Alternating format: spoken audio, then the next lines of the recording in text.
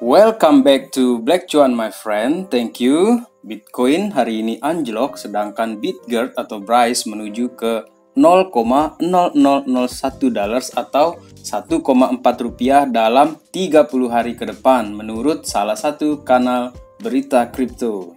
Dan terakhir di sesi video ini saya update juga pesan dari salah satu orang terkaya di dunia yakni Warren Buffett yang menyatakan pendapatnya mengenai kripto. Baik, kita langsung saja. Kita mengupdate berita pertama mengenai Bitcoin dulu karena kejatuhan harga atau alias anjlok harganya ini membuat semua altcoins berdarah-darah. Arthur Hayes mengatakan korelasi jangka pendek dengan Wall Street dapat membuat harga Bitcoin menjadi 30.000 dollars. Arthur Hayes ini juga percaya bahwa harga Ethereum bisa turun menjadi 2.500. Kenaikan bertahap dalam harga cryptocurrency terkemuka dari bulan lalu tampaknya telah mulai cooling down ini di tengah perkembangan peraturan baru di Inggris dan Amerika Serikat. Sebagai salah satu pendiri BitMEX, Arthur Hayes percaya bahwa penurunan parah untuk harga kripto lainnya mungkin akan segera terjadi. Kita akan menghadapi bencana. Sudah siap teman-teman? Hayes mengatakan bahwa aset kripto bergerak seiring dengan pasar aset beresiko yang tidak bebas berbasis utang seperti ekuitas pasar maju global. Saat ini dua cryptocurrency terbesar, Bitcoin dan Ethereum masing-masing diperdagangkan pada saat penulisan berita ini di 41.500 dan 3.050. Namun, eksekutif menegaskan bahwa pasar berdiri di tebing calamitous outcome, hasil bencana yang berpotensi memicu penurunan menjadi 30.000 dollars dan 2.500 untuk Ethereum. Nanti di bulan Juni nanti itu bisa terjadi untuk kedua aset ini, menurut Arthur Hayes ini. Pasar modal kripto itu adalah satu-satunya pasar bebas yang tersisa secara global. Dengan demikian mereka akan memimpin ekuitas yang lebih rendah saat kita menuju penurunan dan memimpin ekuitas lebih tinggi saat kita keluar darinya. Bitcoin dan Ether itu akan turun jauh sebelum The Fed bertindak dan mengubah kebijakannya dari ketat menjadi longgar.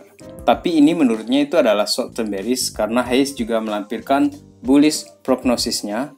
Dia sebelumnya itu meminta investor untuk membuang fiat dan malah menimbun emas serta Bitcoin. Dalam postingan terbarunya juga, mantan eksekutif BitMEX ini juga menyatakan bahwa banyak pakar pasar kripto yang percaya bahwa yang terburuk itu telah berakhir, tetapi mereka memilih untuk mengabaikan inconvenient truth, kebenaran yang tidak menyenangkan ini bahwa pasar kripto ini masih sangat dan akan mengalami volatilitas tinggi. Jadi untuk jangka pendek kemungkinan kita akan ada turbulensi dan oleh karena itu Hayes ini juga masih yakin ya tentang potensi jangka panjang Bitcoin dan percaya bahwa itu akan mencapai 1 juta dollars dalam jangka waktu 3 atau 5 tahun ke depan.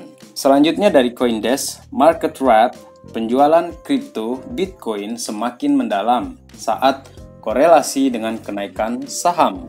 BTC turun 40% dari puncaknya di November, kemudian dibandingkan dengan penurunan 16% di Nasdaq 100 selama periode yang sama. Bitcoin atau BTC melanjutkan penurunannya di hari Senin kemarin, turun lagi di bawah 40.000 dan menampilkan kerugian dalam ekuitas global.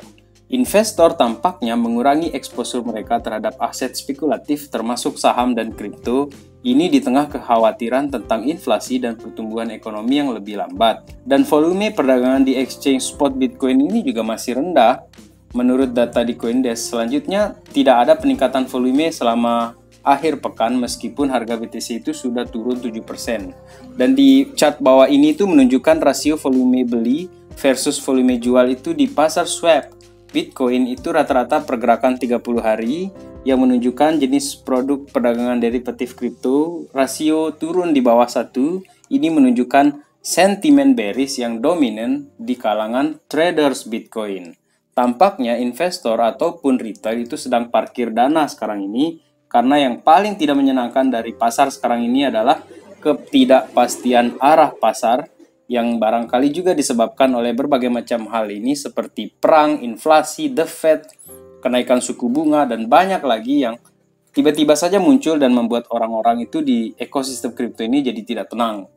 Selanjutnya juga yang masih bikin tidak menyenangkan di sini itu adalah Senat New York mengotorisasi NYDFS untuk menilai ataupun melakukan asesmen terhadap perusahaan kripto.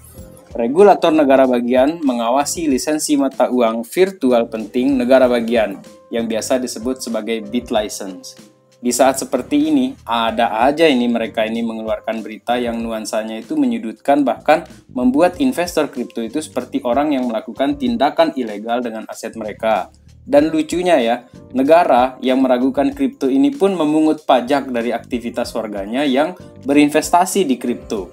Kemudian kita lanjutkan lagi di sini, White House in damage control mode as crypto market brace for 8% plus inflation.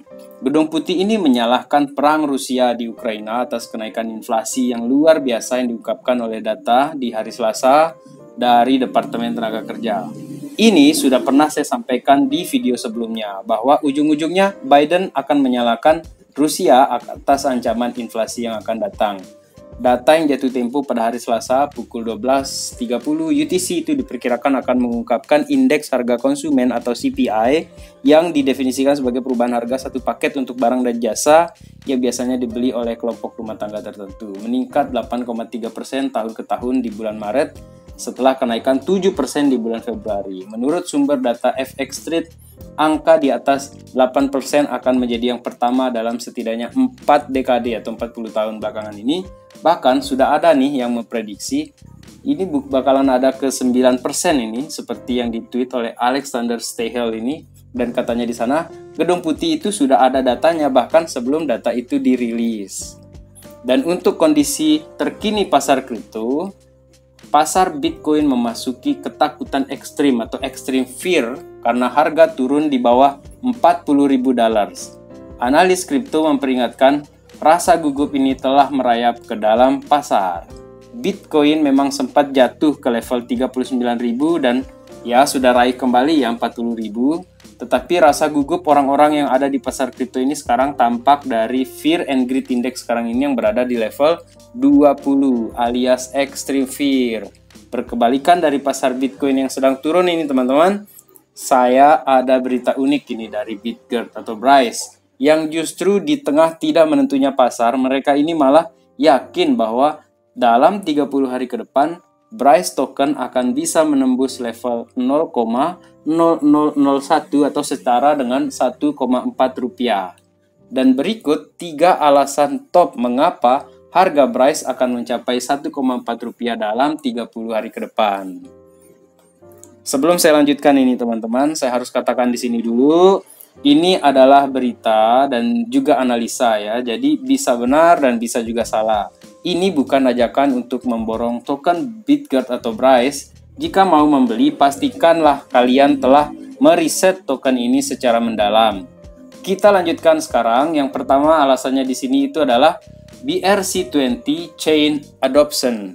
Ada beberapa hal yang telah dilakukan tim Bitgert selama beberapa minggu terakhir ini yang akan meningkatkan adopsi blockchain ini. Jembatan Bitgert itu atau bridge ya, adalah salah satu perkembangan terbesar yang memungkinkan chains ini bekerja dengan baik di industri. Jembatan ini atau bridge ini memungkinkan ribuan proyek dari jaringan lain untuk berimigrasi ke blockchain Bitgert yang secara signifikan akan meningkatkan adopsi rantai atau chains ini. Yang kedua, 100 lebih proyek baru. Tim berencana menambahkan 100 lebih produk ke ekosistem dalam 30 hari ke depan. Ini adalah sejumlah besar produk yang akan sangat meningkatkan utilitas ekosistem Bitgert. Dampak dari sejumlah besar proyek yang didukung Bitgert ini adalah permintaan yang meningkat pesat untuk Bryce yang akan meroketkan harga Bitgert ini menjadi 1,4 rupiah. Dan terakhir di sini adalah The Roadmap versi 2.0 launch. Tim Bitgert mengumumkan peluncuran roadmap V2 dan pengembangan yang menyertainya itu cukup menarik bagi investor. Roadmap Bitgert versi 2 akan memiliki platform yang lebih terdesentralisasi seperti pasar lepas, pasar, dan peluncuran Pay Bryce atau sistem pembayaran. Tetapi produk Web3 seperti Oracle dan Geodata Map itu telah menyebabkan banyak sekali antusiasme. Oleh karena itu, hype roadmap V2 itu adalah faktor yang dapat melambungkan harga Bitgert ke 0,001 atau 1,4 rupiah. Sebagai informasi tambahan, Bitgert ini juga listing di beberapa exchange seperti Gate.io, Max Global, Bitmart, Lbank, xt.com, dan terakhir di sini itu adalah IndoX. Serta menurut saya ini akan ada beberapa exchange lainnya juga nanti yang akan segera melisting Bryce token ini. Tambahan satu lagi ya mengenai Bitgert ini, biaya gas fee NFT Ethereum 1000 kali lebih mahal daripada Bitgert. Pasar NFT Bitgert ini baru saja diluncurkan oleh Midas, salah satu dari high best performing test yang dibangun di Startup Studio. Dan Bitgert atau Bryce ini mungkin yang paling menguntungkan ya dalam hal ini. Biaya gas fee blockchain Bitgert itu 1000 kali lebih murah daripada Ethereum. Dan ini membuat NFT-nya cukup disukai oleh kalangan-kalangan pecinta kripto.